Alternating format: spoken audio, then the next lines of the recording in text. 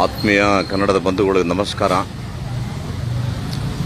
ನಾನು ಹಿಂದೆ ರಾಜ್ಯಸಭೆಯಲ್ಲಿ ನಮ್ಮ ಕನ್ನಡ ಚಿತ್ರರಂಗಕ್ಕೆ ಆಗ್ತಾ ಇದ್ದಂಥ ಅನ್ಯಾಯಗಳ ಬಗ್ಗೆ ಅಲ್ಲಿ ಪ್ರಶ್ನೆಯನ್ನು ಮಾಡಿದ್ದೆ.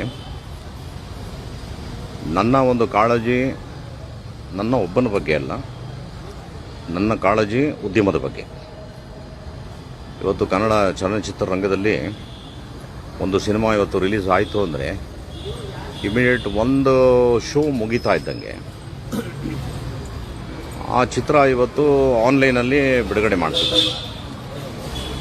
ಹೇಗಾಗ್ತಿದೆ ಗೊತ್ತಿಲ್ಲ, ಎಲ್ಲರೂ ಡೌನ್ಲೋಡ್ ಮಾಡ್ತಿದ್ದಾರೆ, ನೋಡ್ತಾ ಇದ್ದಾರೆ. ಎರಡು ವಿಷಯನ ನಿಮಗೆ ಹೇಳ್ತೀನಿ. ಕಷ್ಟಪಟ್ಟು ಒಂದು ಒಳ್ಳೆ ಚಿತ್ರ ಮಾಡಬೇಕು, ಮತ್ತು ಇದು ಉದ್ಯಮ. ನಾವು ಇದು ಚಿತ್ರ ಮಾಡಿ ನಮಗೆ ನಿರ್ಮಾಪಕರಿಗೇನು ಬೆನಿಫಿಟ್ಸ್ ಇಲ್ಲ, ಬರೀ ನಾವು ಸಂತೋಷಕ್ಕೆ ಮಾಡ್ತೀವಿ ಅನ್ನೋ ಮಾತನ್ನು ನಾನು ಬಳಕೆ ಮಾಡೋದಿಲ್ಲ. ಇಟ್ಸ್ ಎ ವ್ಯಾಪಾರ. ಎಲ್ಲ ಭಾಷೆಗಳಲ್ಲಿ ವ್ಯಾಪಾರ ಇದೆ. ಇದು 80 ವರ್ಷದ ಸಿನಿಮಾ ರಂಗ, ಇಡೀ ಭಾರತೀಯ ಚಿತ್ರರಂಗ. ಒಳ್ಳೆ ಚಿತ್ರ ಮಾಡಿದ್ರೆ ಜನಕ್ಕೆ ಇಷ್ಟ ಆದರೆ ನೋಡ್ತಾರೆ, ಇಲ್ಲ ಅಂದರೆ ರಿಜೆಕ್ಟ್ ಮಾಡ್ತಾರೆ. ಇದು ಅವತ್ತಿಂದನೂ ನಾವು ನೋಡ್ಕೊಂಬಂದಿದ್ದೀವಿ. ಆದರೆ ಈಗ ನಿಮಗೆ ಪಿಕ್ಚರ್ ರಿಲೀಸ್ ಆಗಿದ ತಕ್ಷಣವೇ ಮಾರ್ನಿಂಗ್ ಶೋ ಆದಮೇಲೆ ನಿಮಗೆ ಬಿಟ್ವೀನ್ 2 ಗಂಟೆಯಿಂದ 4 ಗಂಟೆ ಒಳಗಡೆ ಇಡೀ ರಾಜ್ಯದಲ್ಲಿ ನಿಮಗೆ ಎಲ್ಲ ಮೊಬೈಲಲ್ಲೂ ಫಿಲಮ್ ಬರ್ತದೆ ಅಂದರೆ ಥಿಯೇಟ್ರಿಗೆ ಯಾರೂ ಬರೋದಿಲ್ಲ. ಯಾಕಂದರೆ ನಮ್ಮ ಕೈನಲ್ಲೇ ಮೊಬೈಲಲ್ಲೇ ನಾವು ನೋಡ್ಕೋತೀವಿ ಅನ್ನೋ ಸಿಸ್ಟಮ್ ಇದೆ. ನೋಡೋರ್ಗೆ ಅನ್ನಿಸ್ಬೋದು ನಮ್ಮ ಮೊಬೈಲಲ್ಲಿ ಬರ್ತಾಯಿದೆ, ನಾನು ನೋಡ್ತಾ ಇದ್ದೀನಿ. ಆದರೆ ಇದು ಎಂಥ ದೊಡ್ಡ ಕ್ರೈಮ್ ಅಂದರೆ, ಈಗ ಸಾಮಾನ್ಯವಾಗಿ ಒಂದು ಸಣ್ಣ ಕಳ್ತನ ಯಾರಾದರೂ ಮಾಡಿದ್ರು ಅಂದರೆ ಅವನಿಗೆ IPC ಸೆಕ್ಷನ್ನು, ಯಾವುದೋ ಒಂದು ಕಾನೂನು, ಅವನಿಗೊಂದು ಜೈಲು ಅಂತ ಇರುತ್ತೆ. ಒಂದು ಆಕ್ಸಿಡೆಂಟ್ ಆದರೆ ಒಂದು ಕೇಸ್ ಇರುತ್ತೆ, ಒಂದು ಬ್ಯಾಂಕ್ ದರೋಡೆಗೆ ಒಂದು ಕೇಸ್ ಇರುತ್ತೆ, ಕೊಲೆಗೆ ಒಂದು ಕೇಸ್ ಇರುತ್ತೆ. ಆದರೆ ಇವತ್ತು ಆನ್ಲೈನಲ್ಲಿ ಒಬ್ಬ ನಿರ್ಮಾಪಕ ಹಾರ್ವೆಸ್ಟ್ ಮಾಡಿದಂಥ ಪಿಕ್ಚರು, ಅಥವಾ ಒಬ್ಬನಿಗೆ ಗೊತ್ತು ಎಲ್ಲೆಲ್ಲಿಂದ ದುಡ್ಡು ತಂದಿರ್ತಾನೆ, ಹ್ಯಾಗೆ ತಂದಿರ್ತಾನೆ, ಅವನು ಹ್ಯಾಗೆ ಸಿನಿಮಾ ಮಾಡ್ತಾನೆ, ಎಷ್ಟು ಕಷ್ಟಪಟ್ಟಿರ್ತಾನೆ, ಎಷ್ಟು ಬಡ್ಡಿ ಕಟ್ಟಿರ್ತಾನೆ. ಒಂದು ಹೆಮ್ಮೆನೂ ಇರುತ್ತೆ, ನಾನೊಂದು ಕನ್ನಡ ಸಿನಿಮಾ ಮಾಡ್ದೇನೋ ಒಂದು ಹೆಮ್ಮೆ ಇರುತ್ತೆ. ಜೊತೆಗೆ ಅದರಿಂದ ನಾನು ಹಾಕಿದ ದುಡ್ಡಲ್ಲಿ ನನಗೇನೋ ಬರುತ್ತೆ ಅನ್ನೋ ನಂಬಿಕೆಯೂ ಕೂಡ ಇರುತ್ತೆ. ಇವತ್ತು ಈ ಸಿನಿಮಾವನ್ನು ಕಳ್ತನ ಮಾಡೋದಿದೆಯಲ್ಲ, ಅದು ನನ್ನ ಪ್ರಕಾರ ಒಂದು ಕೊಲೆಗೆ ಸಮಾನ. ಒಬ್ಬ ನಿರ್ಮಾಪಕನ ಕೊಲೆ ಮಾಡಿದ್ರೆ ಹೇಗಿರುತ್ತೆ, ಮಾಮೂಲು ಕೊಲೆ ಮಾಡಿದವನಿಗೆ ಏನಿರುತ್ತೆ ಅಷ್ಟೇ ಒಂದು ಮಹಾನ್ ತಪ್ಪಾಗುತ್ತೆ. ಎರಡನೇದು, ಒಂದು ಯಾವುದೋ ಒಂದು ಬ್ಯಾಂಕ್ ರಾಬರಿ ಮಾಡಿದ್ರು ಅಂದರೆ ಯಾವ ಥರ ಇರುತ್ತೆ, ಅದೇ ಥರ ಇದು ಒಂದು ರಾಬರಿನೇ. ಮಿನಿಮಮ್ ಒಂದು ಸಿನಿಮಾ ಮಾಡೋದಕ್ಕೆ ಇವತ್ತು not less than 5 to 10 crores average picture. ದೊಡ್ಡ ಪಿಕ್ಚರ್ ಅಂದರೆ 50 ಕೋಟಿ, 100 ಕೋಟಿ, 200 ಕೋಟಿ. ಇಷ್ಟು ದೊಡ್ಡ ಖಜಾನೆನ ಒಂದು ಮೊಬೈಲಲ್ಲಿ ಕದಿಯೋದು ಅಂದರೆ, ಸೊ ಇದೊಂದು ಭಾಳ ದೊಡ್ಡ ನೋವು ನಮಗಾಗಿತ್ತು. ಹಾಗಾಗಿ ಈ ವಿಷಯನ ನಮಗೆ ಯಾಕೆ ಅಂತ ಸುಮ್ಮನೆ ಇದ್ದರೆ ಭಾಳ ಕಷ್ಟವಾಗ್ತದೆ ಅನ್ನೋ ಒಂದೇ ಒಂದು ನಿಟ್ಟಿನಲ್ಲಿ ನಮ್ಮ ನಿರ್ಮಾಪಕರು, ನನ್ನ ಭಾಳ ಆತ್ಮೀಯರು, ಕೋಣ ಅಂತ ಒಂದು ಪಿಕ್ಚರ್ ಮಾಡಿದ್ರು. ಪಾಪ ಅವ್ರ ಪಿಕ್ಚರು ನೀವು ಎಲ್ಲೇ ತೆಗೀರಿ, ಯಾವ ಮೂಲೆಯಲ್ಲಿ ತೆಗೀರಿ, ಇವತ್ತು ಆ ಪಿಕ್ಚರ್ ಸಿಗ್ತಾ ಇದೆ. ಯಾವ ಥರ ಅಂದರೆ ಹೇಳೋಕ್ಕೆ ಅಸಾಧ್ಯ. ಈ ಕೋಣ ಥರ ಪ್ರೊಡ್ಯೂಸರ್ಸು ಸುಮಾರು ಒಂದು ವರ್ಷಕ್ಕೆ ಒಂದು 200 ಪಿಕ್ಚರ್ ಮಾಡಿದ್ರೆ 200 ಜನರ ಪಿಕ್ಚರನ್ನು ಕೂಡ ಇವತ್ತು ನಿಮಗೆ ಆನ್ಲೈನಲ್ಲಿ ಸಿಗ್ತಾ ಇದೆ. ನೋಡೋರಿಗೆ ಸಂತೋಷ, ಫ್ರೀಯಾಗಿ ಸಿಗ್ತಾ ಇದೆ. ಬಟ್ ಕಳ್ಕೊಳೋನ್ಗೆ ಆ ನೋವು ಗೊತ್ತಾಗ್ತದೆ. ತುಂಬ ದೊಡ್ಡ ತಪ್ಪಿದು. ನಾನು ಹೇಳ್ದಲ್ಲ, ಕೊಲೆ ಮಾಡೋದಷ್ಟೇ ತಪ್ಪು, ಕಳ್ತನ ಮಾಡೋದಷ್ಟೇ ತಪ್ಪು. ಇವಾಗ ಇದಕ್ಕೆ ಪರಿಹಾರ ಹೆಂಗೆ ಅಂದರೆ, ನಾನು personally I thank my dearest friend. ಇವ್ರಿಗೆ ಸ್ವಲ್ಪ ಇಂಟರ್ನೆಟ್ನಲ್ಲಿ ತುಂಬ ನಾಲೆಜ್ ಇದೆ, ಹೆಂಗೆ ಆಪ್ರೇಟ್ ಮಾಡೋದು ಅಂತ ಗೊತ್ತಿದೆ.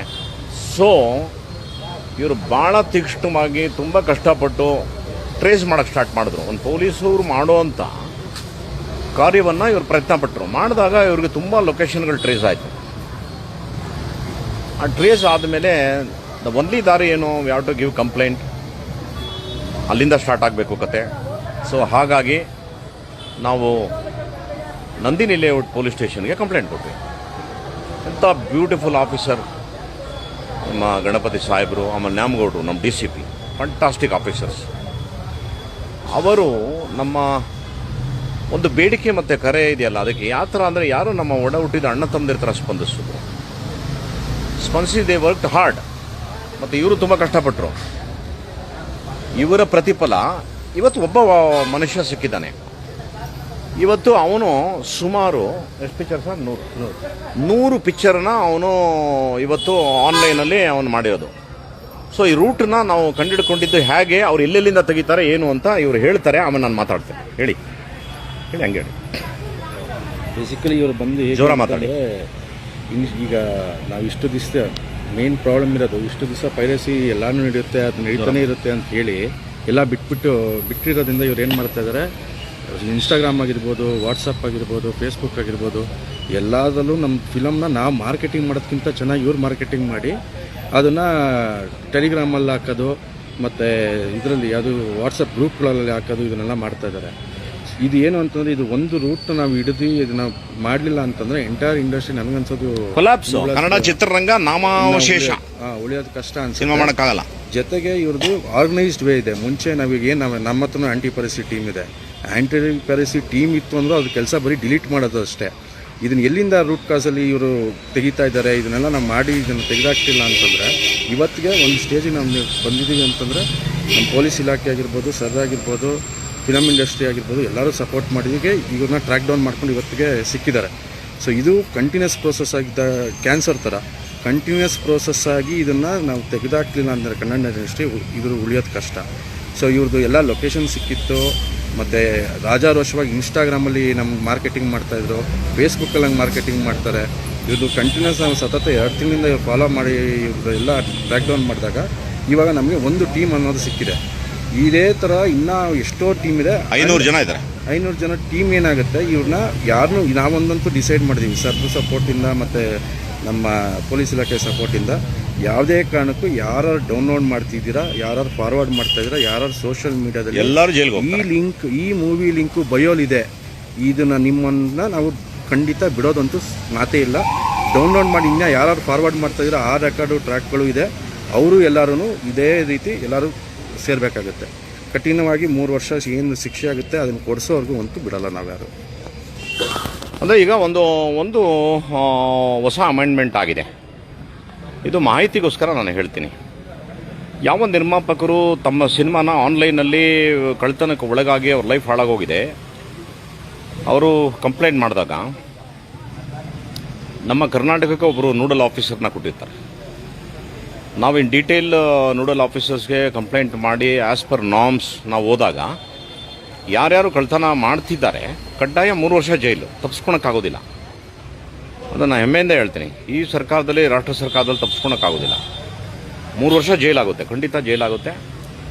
ಫಾರ್ವರ್ಡ್ ಮಾಡೋರು ಮತ್ತು ಅದನ್ನು ಡೌನ್ಲೋಡ್ ಮಾಡೋರಿಗೆ ನಾನು ಭಾಳ ವಿನಯಪೂರ್ವಕವಾಗಿ ನಿಮ್ಮ ಒಬ್ಬ ಹಿರಿಯ ಅಣ್ಣನಾಗಿ ನಾನು ಪ್ರಾರ್ಥನೆ ಮಾಡ್ತೀನಿ, ದಯಮಾಡಿ ಮಾಡಬೇಡಿ. ಇದನ್ನು ತುಂಬ ದೊಡ್ಡ ದ್ರೋಹ. ನೀವೇನಾದ್ರು ಕಷ್ಟಪಟ್ಟು ಯಾವುದಾದ್ರು ಒಂದು ವ್ಯವಹಾರ ಮಾಡಿರ್ತೀರಿ, ಏನೋ ಒಂದು ದುಡ್ಡು ಇಟ್ಕೊಂಡಿರ್ತೀರಿ, ಯಾರಾದರೂ ನಿಮಗೆ ಫ್ರಾಡ್ ಮಾಡಿ ಆನ್ಲೈನಲ್ಲಿ ಕಳ್ತನ ಮಾಡಿಬಿಟ್ಟಾಗ ನಿಮಗೆ ದುಃಖ ಆಗುತ್ತೆ ಅಂದರೆ 100% ನಮಗೂ ಆಗುತ್ತೆ. ಇದು ಹೇಗೆ ಅಂದರೆ ಹೇಳೋಕ್ಕೆ ಅಸಾಧ್ಯವಾದಂಥ ನೋವಾಗ್ತದೆ. ಸ್ನೇಹಿತರೆ, ಈಗ ಅವನು ಯಾರು ಸಿಕ್ಕಿದ್ದಾನೆ ಕಾನೂನು ಪ್ರಕಾರ ನಾವು ಅವನ್ನ ಈಗ ತೋರಿಸೋಂಗಿಲ್ಲ ಲೈವಲ್ಲಿ. ಅವನು ಆಲ್ರೆಡಿ ಈ ಸ್ಟೇಷನಲ್ಲಿದ್ದಾನೆ, ಅವನಿಗೆ ಇಂಟ್ರಾಗೇಟ್ ಮಾಡಿದ್ದಾರೆ. ನೀವು ನಂಬಲ್ಲ, ಅವನ ಅಕೌಂಟಲ್ಲಿ ಎಷ್ಟಿತ್ತು ಸರ್ ಡಾಲರ್ಸಲ್ಲಿ ದುಡ್ಡು? $1,900 ಇತ್ತು. $1,900 ಅಂದರೆ ಆಲ್ಮೋಸ್ಟ್ 1,70,000 ಇದೆ. ಇಂಥವರು ಇಂಟು 500 ನೀವು ಕೌಂಟ್ ಮಾಡಿ. ಈ ಥರ ಎಲ್ಲ ಕಳ್ತನ ಮಾಡಿದವ್ರು ಎಲ್ಲರೂ ಕೂಡ ಆನ್ಲೈನಲ್ಲಿ ಡೌನ್ಲೋಡ್ ಮಾಡಿಬಿಟ್ಟು ಎಲ್ಲರಿಗೂ ಬಿಟ್ಟು ಸಿನಿಮಾನ ತೋರಿಸ್ಬಿಟ್ಟು ಎಲ್ಲರಿಗೂ ಒಂದು ಮೂಡ್ ಬಂದ್ಬಿಟ್ಟಿದೆ, ಏನು ಕನ್ನಡ ಸಿನಿಮಾ ಓಡಲ್ಲ, ಕನ್ನಡ ಸಿನಿಮಾ ಓಡಲ್ಲ, ಕನ್ನಡ ಸಿನಿಮಾ ನೋಡಲ್ಲ. ಅದು ಹೆಂಗೆ ನೋಡ್ತಾರೆ? ನಿಮ್ಮ ಪಿಕ್ಚರ್ ಚೆನ್ನಾಗಿಲ್ಲ. ಹಾಂ, ಅಕೌಂಟಲ್ಲಿ ಸಿನಿಮಾ ರಿವ್ಯೂ ಮಾಡೋಕ್ಕೂ ಒಂದು ಅಕೌಂಟ್ ಇದೆ. ಹಾಂ, ಸಿನಿಮಾ ರಿವ್ಯೂ ಮಾಡೋ ಅಕೌಂಟ್ ಇಟ್ಟಿದ್ದಾನಂತೆ ಅವನು. ಸಿನಿಮಾ ಚೆನ್ನಾಗಿದೆ ಇಲ್ಲ ಅಂತ ಅವನು ದುಡ್ಡು ಕೊಟ್ಟರೆ ಅದನ್ನು ಹೇಳ್ತಾನಂತ ಅವನು. ಸೊ ಹೀಗೆ ಹೇಳಿ ಹೇಳಿ ಇವತ್ತೆಲ್ಲ ಯಾರು ನೋಡ್ರಿ ಹೊರ ರಾಜ್ಯದವ್ರು ಯಾರೂ ಬಂದಿಲ್ಲ, ಎಲ್ಲ ನಮ್ಮ ಕನ್ನಡದ ಮಕ್ಕಳೇ. ಈಗ ಅವ್ನು ಸಿಕ್ಕಾಕೊಂಡಿರೋನು ಬಂದು ಇದು ಇಂಜಿನಿಯರಿಂಗ್ ಸ್ಟೂಡೆಂಟ್ ಅವನು, ಬಿ ಮೆಕ್ಯಾನಿಕಲ್ ಸೆಕೆಂಡ್ ಇಯರ್ ಮಾಡ್ತಿರೋ ಹುಡುಗ ಅವನು ಇಂಥ ವಿದ್ಯಾವಂತರೇ ಇವತ್ತು ಇಂಥ ಒಂದು ಕೆಟ್ಟ ಚಾಳಿಗಳಿಗೆ ಹಿಡಿದುಬಿಟ್ರೆ ಹೆಂಗೆ ಆಗ್ತದಪ್ಪ? ಸುಮ್ಮನೆ ನೀವೆಲ್ಲ ನನಗೆ ತುಂಬ ದುಃಖ ಆಗೋದೇನು, ಪಾಪ ಸಿನಿಮಾ ಮಾಡಿಬಿಟ್ಟು ಯಾರೋ ಇತ್ತೀಚೆಗೆ ಒಬ್ಬ ನಟ ಹತ್ತಿದ್ದು ನೋಡಿ ನಂಗೆ ಭಾಳ ಬೇಜಾರಾಯ್ತು. ಎಂಥ ಒಂದು ದೌರ್ಭಾಗ್ಯ ದಿನ ನೋಡ್ತಾ ಇದ್ದೀವಿ ನಾವು. ಈ ಥರ ಸಿನಿಮಾ ಮಾಡಿ ಹೇಳುವಂಥ ಪರಿಸ್ಥಿತಿ ಬಂದ್ಬಿಡ್ತಲ್ಲ. ಹಾಗಾಗಿ ಐ ಪ್ರಾಮಿಸ್ಡ್ ಎವ್ರಿ ಒನ್, ಇದೆಲ್ಲ ಸರಿ ಹೋಗೋವರೆಗೂ ನನ್ನನ್ನು ಯಾರೂ ಕರಿಬೇಡಿ, ನನಗಿಷ್ಟನೇ ಇಲ್ಲ ಅನ್ನೋ ಒಂದು ಮಾತನ್ನು ಹೇಳ್ಬಿಟ್ಟಿದ್ದೀನಿ. I am not working. ತುಂಬ ಬೇಜಾರಾಗಿದೆ ಮನಸ್ಸಿಗೆ. ನನ್ನಂತೆ ಅನೇಕರಿಗೆ ಇವತ್ತು ಯಾವ ಮಟ್ಟಕ್ಕೆ ರಾಕ್ಲೈನ್ ಅಂತ ಒಬ್ಬ ದೊಡ್ಡ ಪ್ರೊಡ್ಯೂಸರ್ ಏನು ಹೇಳ್ತಾರೆ ಗೊತ್ತಾ, ಇವತ್ತು ಸಿನಿಮಾ ಮಾಡಿಲ್ಲ ಅಂದರೆ ಅದೇ ನಮ್ಮ ಲಾಭ ಅಂತ ಹೇಳ್ತಾರೆ. ಈ ಥರ ಆಗಿದೆ ಇವತ್ತೆಲ್ಲ. ಅಮಾಯಕರುಗಳು ಎಲ್ಲ ಬಂದು ಮಾಡಿ ಸಿಕ್ಕಾಕೊಂಡು ಈ ಥರ ಆಗ್ತಿದೆ. ಹಾಗಾಗಿ ನಮಗೆ ಬೇರೆ ನಮ್ಮ ತಂದೆ ತಾಯಿಗಿನ್ನ ನೀವು ಶ್ರೇಷ್ಠ. ನಾನು ಹೇಳ್ತೀನಿ ಕೇಳಿ, ನಿಮಗೆ ನನ್ನ ಗುಣ ಗೊತ್ತು, ನಾನು ಯಾವ ರೀತಿ ನೇರವಾಗಿ ಮಾತಾಡ್ತೀನಿ ಗೊತ್ತು. ನಾನು ಸತ್ಯ ಇದ್ದರೆ ಮಾತ್ರ ಬರ್ತೀನಿ, ಇಲ್ಲೇ ಅಂದರೆ ನಾನು ಬರೋದಿಲ್ಲ. ನನ್ನದೇ ಬೇರೆ ಲೈಫು ನಂದು. ನಂಗೆ ತುಂಬ ನೋವಾಗಿದೆ. ಯಾಕಂದರೆ ಒಂದಲ್ಲ ಎರಡಲ್ಲ 40 ವರ್ಷ ನಾನು ಸಿನಿಮಾ ರಂಗದಲ್ಲಿ ಅನ್ನ ತಿಂದಂಥ ಮನುಷ್ಯ ನಾನು. ಹಾಗಾಗಿ ಅವನ ಮುಖನ ತೋರಿಸ್ಬಾರ್ದಂತೆ, ಅದು ಕಾನೂನು. ನಾಳೆ ಒಂದು ಮಾಧ್ಯಮದ ಮುಂದೆ ಆತನ ಕರ್ಕೊಂಬರ್ತಾರೆ. ಐ ಥಿಂಕ್ 11 ಗಂಟೆಗೆ ನಾಳೆ DCP ನಾರ್ತ್ ಅವರು ನ್ಯಾಮ್ಗೌಡರು ಅವ್ರ ಆಫೀಸಲ್ಲಿ ಅವನನ್ನು ಕರ್ಕೊಂಬರ್ತಾರೆ. ಈ ಥರ ಸುಮಾರು 400ರಿಂದ 500 ಜನ ಈಗ ಆನ್ಲೈನಲ್ಲಿ ರೆಡಿ ಇದ್ದಾರೆ. ನನ್ನ ಬ್ರದರ್ಸ್ಗಳಿಗೂ ಹೇಳ್ತಾ ಇದ್ದೀನಿ, ಬಿ ಕೇರ್ಫುಲ್, ವಿಲ್ ಕಮ್. ನಾವು ಟ್ರೇಸ್ ಮಾಡ್ತೀವಿ. ತುಂಬ ಕಷ್ಟ ಇದೆ. ನಾವು ಇಲ್ಲೇನಾಗಿದೆ, ಇದು ಅಭ್ಯಾಸ ಆಗೋಗ್ಬಿಟ್ಟಿದೆ. ಹೋಗಲಿ ಬಿಡಿ, ಏನೋ ಆಗಿದೆ, ಏನೋ ಮಾಡ್ತಾರಂತೆ ನೋಡ್ತಾರಂತೆ ಅಂತ ನಾವು ಯಾವ ಮಟ್ಟಕ್ಕೆ ಇದ್ದೀವಿ ಅಂದರೆ ಕಡೇ ಮನುಷ್ಯನವ್ರಿಗೂ ಹೋಗೋಣ, ನನಗೂ ಬೇಜಾರಾಗಿದೆ, ಅಟ್ಲೀಸ್ಟ್ ಈ ಥರ ಆದರೂ ಒಂದು ಸಣ್ಣ ಸೇವೆ ಮಾಡೋಣ ನಮ್ಮ ನಿರ್ಮಾಪಕರಿಗೆ ಅಂತ ಟ್ರೈ ಮಾಡಿ ಲೆವೆಲ್ಗೆ. ಇದಕ್ಕೆ ಸಹಕಾರ ಕೊಡಬೇಕಾಗಿದೆ ಯಾವುದೂ ನೀವು, ನನ್ನ ಅಣ್ತಂದಿರು ನೀವು. I love you man. ದಯಮಾಡಿ ಸಹಾಯ ಮಾಡಿ, ನಮಗೆ ನಮ್ಮ ಉದ್ಯಮಕ್ಕೆ ಸಹಾಯ ಮಾಡಿ. ನಾವೆಲ್ಲ ಸುಮಾರು ವರ್ಷ ಮೆರೆದಾಯಿತು, ಮುಂದಿನ ಮಕ್ಕಳು ಮೆರಿಲಪ್ಪ, ಆಶೀರ್ವಾದ ಮಾಡಿ. ಎಲ್ಲರ ಪಿಕ್ಚರ್ ಓಡಿದ್ರೆ ತಾನೆ. ಎಷ್ಟು ಜನ ಮಕ್ಳಿಗೆ ಆಸೆ ಇದೆಯಲ್ವಾ, ನಾನು ಆ್ಯಕ್ಟ್ರ್ ಆಗಬೇಕು, ಕ್ಯಾಮ್ರಾಮನ್ ಆಗಬೇಕು, ಡೈರೆಕ್ಟ್ರ್ ಆಗಬೇಕು. ನೀವೆಲ್ಲ ಸಹಾಯ ಮಾಡಿದ್ರೆ ಅಂಥವರೆಲ್ಲ ಬರ್ತಾರೆ, ಇಲ್ಲಾಂದರೆ ಕಷ್ಟ ಇದೆ. ಹಾಗಾಗಿ it's my prayer. Thank you so much. ಅವನ್ನ ತೋರ್ಸೋಂಗಿಲ್ಲ. ನಾಳೆ 11 ಗಂಟೆಗೆ ಅವನ್ನ ಪ್ರೊಡ್ಯೂಸ್ ಮಾಡಿ ಕೋರ್ಟ್ಗೆಲ್ಲ ಮಾಡ್ತಾರೆ. ಇನ್ನು ಮಿಕ್ಕಿದ್ದು ಯಾರ್ಯಾರಿದ್ದಾರೆ they have taken it as a challenge. ನಾವು ಹೋಮ್ ಮಿನಿಸ್ಟ್ರನ್ನು ಮೀಟ್ ಮಾಡ್ತಾ ಇದ್ದೀವಿ, ಚೀಫ್ ಮಿನಿಸ್ಟ್ರನ್ನು ಮೀಟ್ ಮಾಡ್ತೀವಿ. ನಮ್ಮ ಉದ್ಯಮನ ಕೂಡ ಜಾಯ್ನ್ ಆಗ್ತಾರೆ ನಾಳೆ ಎಲ್ಲರೂ. ಎಲ್ಲ ಪ್ರೊಡ್ಯೂಸರ್ಸು, ಡೈರೆಕ್ಟರ್ಸು ಎಲ್ಲರೂ ಬರ್ತಾರೆ. Make it a big issue. ಇದನ್ನು ತೊಗೊಂಡೋಗ್ತೀವಿ, ಎಲ್ಲಿವರೆಗೂ ಆಗ್ತದೆ ಅಲ್ಲಿವರೆಗೂ ತೊಗೊಂಡೋಗ್ತೀವಿ. ಕಾನೂನು ಜೊತೆಗೆ ಹೋಗ್ತೀವಿ. ಸೊ ಒಂದು ಲಾಸ್ಟು ರಿಕ್ವೆಸ್ಟ್ ಮಾಡಿ ನನ್ನ ಮಾತು ಮುಗಿಸ್ತೀನಿ. ದಯಮಾಡಿ ಯಾರ್ಯಾರು ಮಾಲ್ ಪ್ರಾಕ್ಟೀಸ್ ಮಾಡ್ತಾ ಇದ್ರಲ್ಲ, ದಯಮಾಡಿ ಇಲ್ಲಿಗೆ ಎಂಡ್ ಮಾಡಿ. ತುಂಬ ದೂರದವರೆಗೂ ಬರ್ತೀವಿ ನಾವು. ನಮಸ್ಕಾರ.